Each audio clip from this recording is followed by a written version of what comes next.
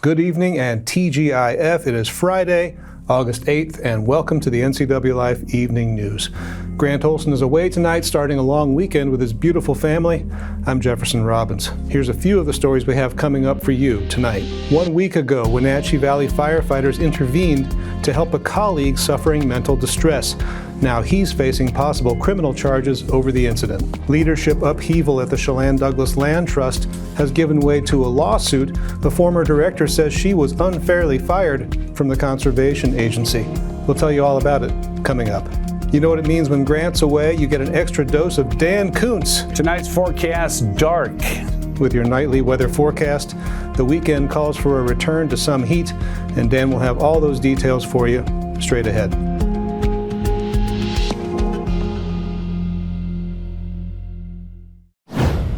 But first, our top story tonight. Chelan and Douglas County came together yesterday for their second annual Purple Heart Day ceremony, recognizing those in the community who've received the military honor for suffering harm in the line of duty. 14 local honorees were recognized at the Wenatchee Veterans Hall for their service and sacrifice, many of them posthumously. The ceremony was followed up by a community barbecue. Family members like Verna Fitchner of Rock Island stood ready to receive the recognition. She's the daughter of the late Ron Hoffman, who suffered shrapnel wounds from a mortar attack in Vietnam. His service record designated him as a Purple Heart recipient, but it was 50 years before he actually received his medal. Ron Hoffman died in 2019. He was always willing to help other people, but he did not talk about what he did, because he just saw himself as doing his job. And when I told him that he was a hero, he said no, he was not. He was just doing his job. The heroes were those kiddos that didn't come home or those parents. So that's why he didn't talk about it. He had a very giving heart, and when I was going through the few records that I have of his, I realized after being in Vietnam, his main important thing was people and family, and he just let everything else slide. He sustained multiple shell fragment wounds in support of his unit during assault from the North Vietnamese Army when they were attacked with enemy mortar rounds. So, and my dad would not be one to say anything, or because he was doing his job. My dad was dedicated to obviously to the United States, but to the U.S. Army. He was proud for his service, but not one to brag. He was doing his job, and he was my hero. A probationary firefighter with the Wenatchee Valley Fire Department is accused of threatening a superior and attacking fellow firefighters, including a battalion commander who arrived at his home to defuse the situation. Wenatchee police say it happened late July 31st. The man had recently performed poorly in training, and after a senior firefighter counseled him about it, he allegedly drove to that firefighter's home, texted threats to him, and sent a picture of a noose. The fire department reported the incident to police, and while officers tried to send a behavioral health liaison to the man's Wenatchee home, at least 5 firefighters also arrived at the residence, where he fought with them in the driveway. He entered mental health treatment and then was booked in the Chelan County Jail on Thursday on suspicion of attempted assault and harassment. He has not been criminally charged. Fire Chief Brian Brett said today he could not comment on the case while it's under investigation by his agency and the Wenatchee Police. The former director of the Chelan-Douglas Land Trust is suing the nonprofit over her firing last November. Eunice Humans was executive director for the Land Trust for almost 2.5 years. Last week, she filed a legal complaint in U.S. District Court in Spokane, claiming she was subjected to sexist treatment and discrimination by senior board members while on the job. Humans joined the agency after working in conservation programs around Massachusetts. The Land Trust owns or manages 27,000 acres in the 2 counties. It has not yet filed a response to her lawsuit. Its new executive director, Hannah Beener, took on the job June 30th. A Wenatchee man already imprisoned for assaulting his disabled spouse had extra time added onto his sentence for violating no contact orders while in jail. 43-year-old Christopher Donald Petek pleaded guilty Monday to criminal mischief for making multiple phone calls to his spouse, the victim of the crime, from the Chelan County Regional Justice Center. At the time, there was a judge's order barring them from communicating. Petek had been arrested in April for punching and strangling his wife over the course of a 3-hour domestic assault. He entered a plea in that case last month and was sentenced to 10 years. For his new plea, Judge Robert Jordan added 2 more years onto Petek's prison term and extended the court order to have no contact with his spouse until the year 2037. Well, when we come back, food insecurity is the talk of the next Our Valley, Our Future symposium, which looks at increasing risks to the food supply for those most in need. I'm Jefferson Robbins, and you're watching the NCWLIFE Evening News. Stay with us. Family roles change with time. You may find yourself being an unpaid caregiver to a loved one. Caregiving can be rewarding, but also stressful. Taking care of yourself is vital. Aging and Adult Care of Central Washington has low or no cost services for unpaid caregivers, such as in-home support, care supplies, and counseling. Connect in your local area by calling Aging and Adult Care at 800-572-4459 and mention you're interested in caregiver support. Central Washington Water understands the power of healing waters. If part of your wellness routine includes hot heat from a sauna, Central Washington Water now carries indoor and outdoor infrared and hot rock saunas by Tilo. Research shows there are many health benefits to a cold plunge after a good workout or relaxing time in your sauna. Harness the power of water in a hot spring spa, plug-and-play spas, a Tilo sauna, or a cold plunge tub. Stop by Central Washington Water, your wellness experts. Welcome to the summer of good. Good people, good taste, good vibes, and good, well, everything. When you're ready for some old-fashioned good, Abby's is your place. We've been celebrating summers around the P&W for over 60 years. At Abby's, good is a legendary tradition. Some people say pineapple doesn't belong on pizza. Well, those people have obviously never tried Abby's Big Hawaiian, featuring loads of Canadian bacon and Dole pineapple. Right now at Abby's.com, order this juicy, cheesy, and legendary pizza at a mouth-watering price. Celebrate the summer of good with an Abby's Big Hawaiian. Welcome back to the NCWLIFE Evening News.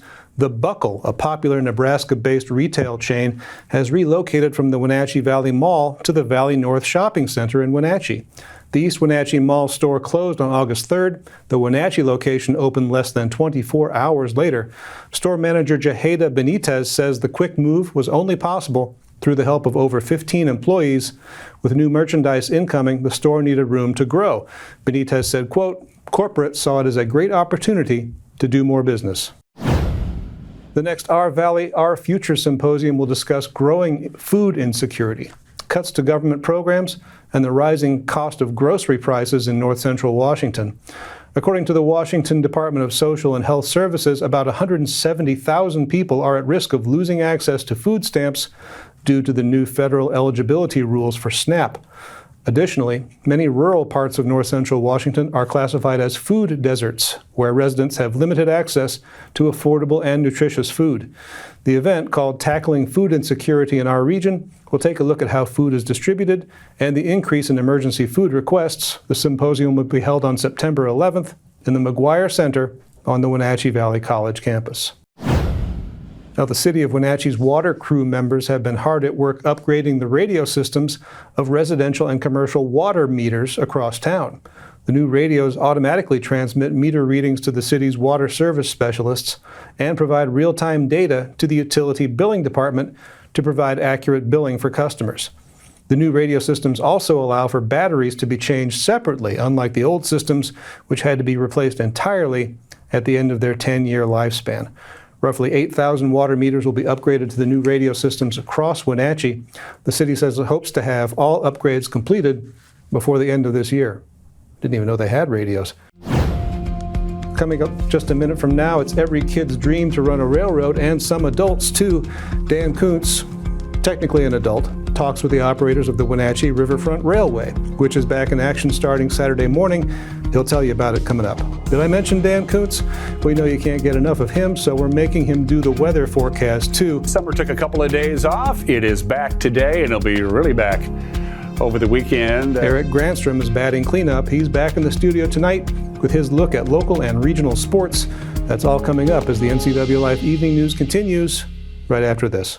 There's no place like home, because home is where we're totally comfortable. It's where we can be ourselves and let our guards down. It's where we make memories, and we're always imagining new ways to keep it totally comfortable. Carrier, total comfort, totally happy. Call Alpine Air Heating and Cooling today. Your comfort is their priority. Fibercrete fireproof safety rooms can be the difference between life and death for you and your family. Typical fireproof safety rooms are 8x8 Fibercrete panels providing a solid sanctuary. Fibercrete safety rooms can be above ground, buried underground, or built within new home construction. Best of all, a safety room by Fibercrete is very affordable. Call 360-770-2088. You owe it to your family to find out more about Fibercrete safety rooms. NCWLIFE Channel is your local TV station. We believe in being the spotlight and mirror to the communities we serve in North Central Washington. Programming on NCWLIFE would not be possible without our sponsors. Special thanks to our platinum sponsor, Alpine Air. Turn to the experts at Carrier and Alpine Air. Welcome back to the NCWLIFE Evening News. It has been 14 months since the Wenatchee Riverfront Railway ran its engines down the track at the Apple Capitol Loop Trail. The pint-sized rail line has been a source of family fun for decades, since at least 1988, but surrounding construction on the Chelan PUD parks has kept it idle. It returns to service Saturday from 10 a.m. to 5 p.m. Wake Up Wenatchee Valley's Dan Kuntz caught up with the operators to find out what makes that little railway run. When the construction company came in and put on new rails and ties for us, they included some of the wood for us, which was a great technical donation. But unfortunately, some of the rails have expanded due to the heat expansion, because all the rails are made out of aluminum. And we've had to go through and fix some sun kinks in the rails and lots of other stuff around the railroad, but it's been pretty fast and easy, I'd like to say. These tracks don't just maintain themselves. You have to do it probably on a fairly regular basis. Yes, very much so. I would say weed killing is probably our number one constant bit of maintenance. Every 4 to 5 years you have to change out the ties because of the water situation within the park. And then, as it waters, or as the park's watered and things settle, you're constantly having to re-level the track and make it stable to be able to run the trains on. This is an all-volunteer organization. Nobody's getting paid a dime here. It's all blood, sweat, tears, and love. How did you guys get involved with the railroad? You look too young to be around here since 1988. Well, I do look pretty young myself, but if I couldn't do the job, I wouldn't be here. It is truly a labor of love. It really is. I mean, we've had so many volunteers since inception, and we'd like to publicly say thank you right now to all of the people that have come out and helped us, regardless, no matter how small the task. It's been truly appreciated, and including Scott, who's been here quite consequently some of the longest time, and I'll let him explain that. So we've got pictures and videos of me down here at 3 years old riding the train. Oh, wow. So like 1993. And it just was constantly coming down here. My mom and dad would bring me down. And in 96, it was Halloween of 96, a couple of the old guys went, "You're down here all the time. Why don't you become a conductor?" And so started in 96 as a conductor. I didn't technically quit in high school. I just kind of stepped back because, high school stuff. Sure. And then after high school, got back full-time in, volunteer work.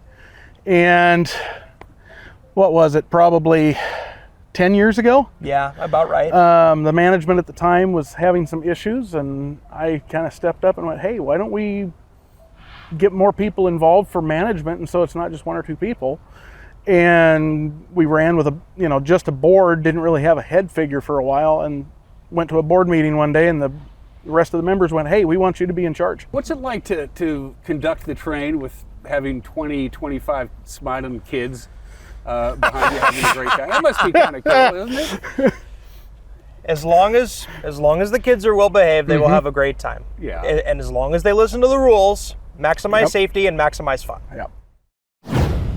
Happy Friday, everybody. Summer took a couple of days off. It is back today, and it'll be really back over the weekend. That's what I'm here for, filling in for Grant Olson, our Two Rivers camera up Lake Wenatchee Way. You got the Little Wenatchee at one side, the White River on the other. They combine, you got Lake Wenatchee, where the sockeye, I'm told, is starting to pick up a little action. It was a little quiet there for a few days, and of course you can fish for sockeye right up until the last day of this month. Well, summer is back. Of course, it was well below normal on Wednesday, well below normal on Thursday. Tons of rain out of the Columbia Basin. They got a quarter of an inch of rain in Moses Lake yesterday, and we didn't get any. We're not going to get any either for the forecast period. Get ready for some hot temperatures, triple digits probably on Sunday, certainly on Monday, close to record breaking. Little cooler, but not much on Tuesday. And unfortunately, we may see a red flag warning on Tuesday, and I'll tell you why here in just a little bit. Unofficially up at Pangbourne, we topped off at 86, which is still below normal. 89 is our normal high temperature for this time of the year. So that little cool period, I guess we can call today slightly cool. It was a little bit below normal. And we're losing about 3 minutes of daylight now. Every day, the days are definitely getting shorter, and you can tell by that because, well, the days are getting shorter. It is, after all, the middle of August. So tomorrow's highs, a lot warmer. Moses Lake 92, Ephrata 92, Quincy 92. The one anomaly, Ellensburg. You're only going to get to 87 degrees. You're going to be a little breezy tomorrow, Ellensburg. Go figure. Everybody else will be in the upper 80s to lower 90s. Up in Omak, you'll be topping off at 92 degrees tomorrow. That's our baby right there, that weather maker, that big ridge of high pressure. It's going to slowly slide its way kind of close to us, and it's also going to amplify, which is why we're going to see these significantly warmer temperatures than what we've had for most of the work week. So 86 today, and get ready for considerable warmth on Saturday. We're going to bump up to 91, and there's that high pressure ridge. As you can see, it's moving up to the north, and it's moving a little bit to the east, so we'll be closer to the center of that ridge of high pressure. But it's not going to stay there forever, but it's going to stay there long enough where we're going to get really darn hot. Sunday, 100 degrees again, and then probably Monday, we could set a record high. The record high on Monday is 103, which was set back just a couple of years ago. We're not going to set any records on Saturday or Sunday, but Monday, as we head back to work, it's going to be hot, 101, so we're going to be close to the record high temperature. There's a high pressure ridge, again, still going up a little bit. And then starting on Tuesday, that ridge is going to start moving offshore a little bit,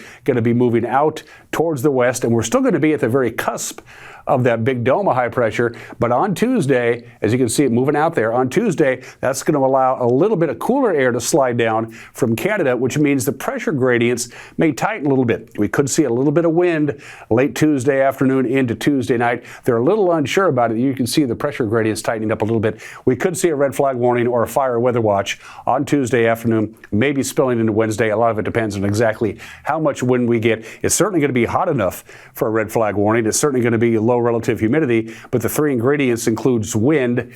We'll just have to see how windy it's going to be. And the hits just keep on coming. That cooler air down from Canada is going to cool us down a little bit. That'll start on Wednesday. It'll be quite comfortable, really, on Thursday and Friday of next week. But we're keeping a very close eye on Tuesday. Keep your fingers crossed. Last thing we need this time of the year is a fire weather watch. 86 unofficially today, and then we cook her up again, baby. 91 on Saturday. Triple digits on Sunday. It is August after all. Close to a record high on Monday. Slightly cooler on Tuesday as the cool air begins to seep down from British Columbia. And whether we get a little bit of wind on Tuesday afternoon, you'll have to tune in on Monday, and I'll give you the latest update. And then we get quite comfortable for the middle part of next week. All right, that's your weather forecast. Eric Granstrom is back from the big city, and he has sports on the way. You're watching the NCWLIFE Evening News.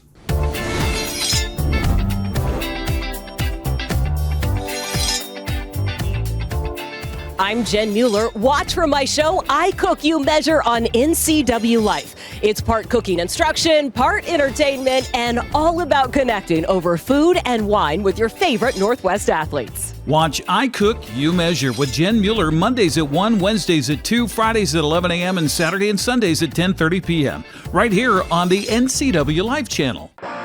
BC Outdoor Sport Fishing TV, Season 14. Join your host Mike Mitchell and his special guests as they explore some of the most exciting fisheries BC has to offer.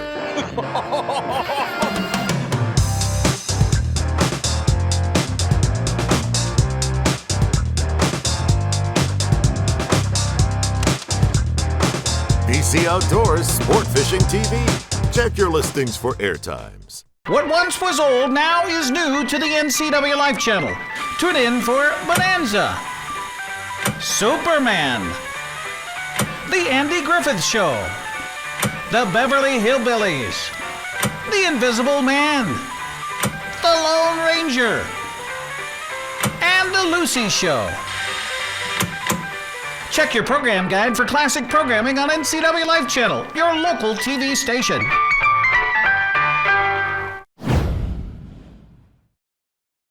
Happy Finally Friday. Yeah, it's been an interesting few days for me over on the west side, back here, back in the studio, getting ready for baseball tonight. We'll talk more about that. Speaking of baseball, Mariners walked off against the Chicago White Sox yesterday to complete a 3-game sweep. The Seattle got out to an early lead on Randy Arozarena's 2-run home run. Chicago fought back and pushed the game into extra innings, where Canzone came through. That's Dominic Canzone came through with a game winner. To left field and gone. Randy Arozarena has put the Mariners on the board. He has matched a career high, his 23rd home run. Just like that. Boy, they are magic with that long ball, aren't they? Pretty special. All the way through, top to bottom. In the air to left field, Arozarena backing up at the wall, and this one is gone! Michael A. Taylor, back-to-back ball games with a home run, and he gets the Sox on the board. Michael A. Taylor doing some really good things out here in Seattle. Brooks Baldwin gets this one out to right field, and it clears the wall. A solo shot for Baldwin, his 6th of the season, and just like that, we are tied at 2 here in the 7th. Hard thrower in Vargas, and Baldwin backs one up.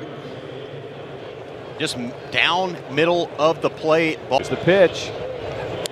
That one gets past. Here comes Sosa racing home, and the Sox take their first lead. It comes on the wild pitch in the 10th. 1-1. Bunted to third. On to first. High! Yes. It's airmailed by Rojas, and Arozarena comes home to score. This game is tied. Through the right side, base hit. Gino's on his way home. The throw to the plate. Safe, and the Mariners win. They complete the sweep. Dom Canzone game winner. Now that is an awesome AD lefty on lefty. Sticking his nose in there. Close play at home. Winner, winner, chicken dinner. Good guys win. Awesome. Look at that. Root Sports Northwest Jen Mueller asked Dominic about his game-winning hit. It is the first walk-off hit in Dom Canzone's career.